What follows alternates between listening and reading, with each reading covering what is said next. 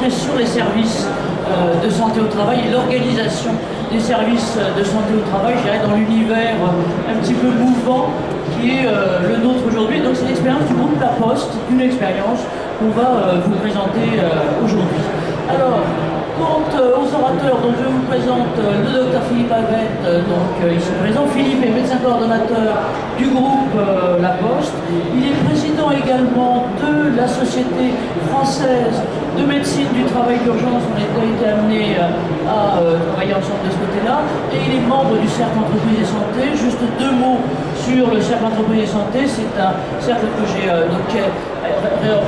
réuni plutôt de grandes entreprises sur les questions justement d'avenir de la relation de travail et des impacts réciproques de la santé au travail. Je l'ai monté avec le président Bouvet, donc ici présent. Il existe depuis une douzaine d'années avec il y a une double mission, à la fois celle d'éclairer l'avenir de ses membres sur les enjeux de relation de travail, donc on a des réunions mensuelles et une veille approfondie internationale sur ces questions-là. Et puis je dirais qu'en responsabilité sociétale en action, on participe d'actions d'extériorisation de ce type. Mon métier à moi est l'expertise de la prospective du management et des risques professionnels. Et je remercie INF de nous donner la parole aujourd'hui. Voilà, donc avant de passer la parole à Philippe, juste deux questions sur cette expérience-là et en gros d'où ça vient. Je pense que c'est un secret pour personne et qu'au niveau mondial, mais particulièrement européen et français, on est dans des mouvements constants de transformation, de réorganisation, de restructuration. C'est un peu un terme tabou qu'on n'utilise plus trop parce qu'on sait qu'en soi, les restructurations sont un risque professionnel, sont porteurs de risques professionnels et particulièrement de risques psychosociaux et de transformation. De l'autre côté, je dirais qu'en ce moment, on a la refonte, si on peut dire, de l'ensemble des dispositifs de santé au travail. Donc vous savez que depuis 18 mois à peu près, on est en turbulence, ou en tout cas en attente, en train de se dire à quel moment ce fameux, donc c'est la plus arlésienne si je peux me permettre, mais est-ce que c'est maintenant, est-ce que c'est dans 6 mois? En gros, on pense que peut-être avant la fin de l'année, on sera éclairé sur ce que sont les grandes lignes du dispositif et public, et général et partenarial, qui va toucher bien sûr aussi plus particulièrement les services de santé au travail, les ARAT et l'ensemble, mais aussi les services autonomes. Donc ça c'est vraiment l'une des grandes questions.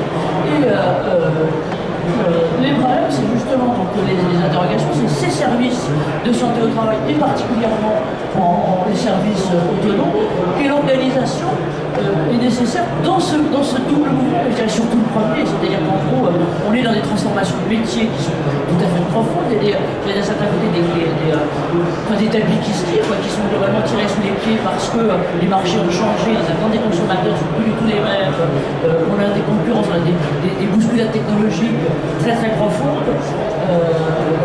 Quelles sont les contraintes de marge de manœuvre qu'on peut avoir, et puis surtout finalement avec, pardon de parler de choses qui fâchent, mais aussi avec l'évolution d'une démographie médicale qui touche tous les médecins, mais particulièrement les médecins du travail. Comment est-ce qu'on peut, avec parce que des effectifs médicaux qui se resserrent, avoir quand même une contribution qui soit la plus optimale possible en matière de prévention primaire. Et ce que je voulais vous dire là, c'est que on est toujours un peu d'ahus, c'est-à-dire qu'on regarde un peu tout de suite ce qu'on fait, mais en même temps, quelles sont les grandes tendances et les tendances générales de ce côté-là. Et là, juste jeter un œil, si vous ne connaissez pas, l'Eurofound, c'est l'une des deux fondations européennes qui s'occupent de santé et de sécurité au travail. Vous avez celle qui est la plus connue, qui est ce moment d'OSHA, qui est l'agence de Bilbao et qui repose sur la communication, qui met en place des outils communs. L'Eurofound fait plutôt des études. Et donc, ils ont notamment monté il y a une dizaine d'années tout un observatoire sur les restructurations. Quelles sont les restructurations? Et puis c'est nouveau, ça vient de sortir, parce que c'était la semaine dernière, ils ont sorti, donc là c'était le 15 mai ou 20 mai, leur bilan sur quelles sont les grandes tendances. Vous voyez que les masses, là, mais ça fait rien. En gros, là, ça c'est un bilan à fin 2018 sur, en rouge, c'est sur l'ensemble. Ce qui est rouge-orange, c'est plutôt ce qui est destructif d'emploi. Et en bleu, c'est plutôt constructif d'emploi, c'est-à-dire que les organisations finalement c'est des flux qui vont dans les deux sens, qui à la fois voient disparaître des entreprises et voient disparaître de très grandes entreprises. Je ne sais pas si vous suivez un peu l'actualité internationale, mais l'an dernier, en 2018, il y a eu un truc juste d'horreur, si on peut dire, qui était l'entreprise Carillon en Grande-Bretagne, et où là, il y a 46 000 emplois qui ont été rayés. C'est une boîte à la fois d'ingénierie et de construction, donc c'est assez curieux si je peux me permettre. Donc je ne sais pas quelles sont les choses financières qui globalement sont derrière, mais en gros, globalement, voilà ce qu'il en est. Et juste pour vous dire deux mots, donc vous voyez là-bas ce qui est par exemple sur les pays de l'Est ou autres, là vous avez pas un seul, mais des emplois, des créations d'emplois qui sont effectivement beaucoup plus importants. Ce que vous voyez aussi, et là malheureusement l'actualité nous le dit, c'est que par exemple l'Italie, vous avez l'Italie, elle est blanche sur la création d'emplois. Donc on est vraiment dans un pays qui est plutôt dépressif de ce côté-là. La France, elle est nuancée selon les autres. Et donc ça, c'est... Regardez ce baromètre-là parce que c'est bien intéressant de voir ça. Et notamment, ils vous disent aussi, là aussi, regardez que les couleurs. Ils vous disent aussi quelles sont les causes, en gros, de ces grandes mutations d'emploi. Il y a une chose qui est intéressante depuis en fait 2017, c'est que l'outsourcing, donc le fait d'exporter, de supprimer les emplois et de les recréer ailleurs, c'est presque plus rien. Maintenant, on est tout dans cette zone mauve et qui est là, en fait, de la réorganisation interne continue. Alors, effectivement, c'est une source de difficulté et ça appelle donc de façon importante de revoir ceux qui sont justement en service d'aide, donc les services de santé au travail. Voilà en gros ce que Eurofound rappelle des grandes orientations.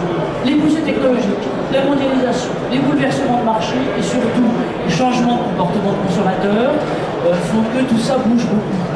Et vous le lirez parce que c'est vraiment intéressant, ils identifient deux grands facteurs, je peux me permettre, sur lesquels la Poste est en plein dedans, là, dans ce fameux rapport, là, on vous l'indiquera si vous voulez. Ces deux trucs, c'est un, pression numérique et pression digitale qui transforme à la fois les emplois et les attentes de façon complète, parce qu'en gros, ce qu'on faisait avant en direct, on le fait de façon qui est plus... Enfin, le terme de virtuel est tout à fait faux, mais finalement de façon digitale. Et l'autre chose, alors, ce qui est assez marrant, si on peut dire, c'est que, venant d'un organisme public, ils identifient une entreprise qui est en train de bousculer tout worldwide, mondial, c'est Amazon. Et dire que non seulement changement de consommateur, changement des attentes de consommateurs, pas d'un coup fin globalement l'ensemble, ça change, mais que l'entrée, encore une fois, d'un grand nouvel acteur très fort et qui va bousculer toute la distribution, et toute la distribution du détail, du système de contact de détail, est en train, donc là c'est pas que la France, est en train de bouleverser l'ensemble. Vraiment leurs analyses, alors c'est en anglais, par contre je crois qu'ils n'ont pas traduit, et leurs analyses sont vraiment tout à fait intéressantes. Et je voulais vous le dire parce que finalement, c'est dans ce double mouvement-là, qui est européen là, sur les restructurations, les réorganisations et tout ce qu'on vient de voir là, mais en même temps la réforme du dispositif qui vous, j'imagine, un peu de votre côté vous facilite pas les choses sur les dispositifs de santé au travail qui sont pas complètement stables, et bien qui amène finalement une interrogation et que on ne va pas attendre encore une fois que la réglementation soit stabilisée pour reconstruire les choses. Philippe, je vais te passer la parole maintenant pour faire évoluer les services de santé, un levier pour renforcer l'efficacité des politiques de santé. Je te passe la parole.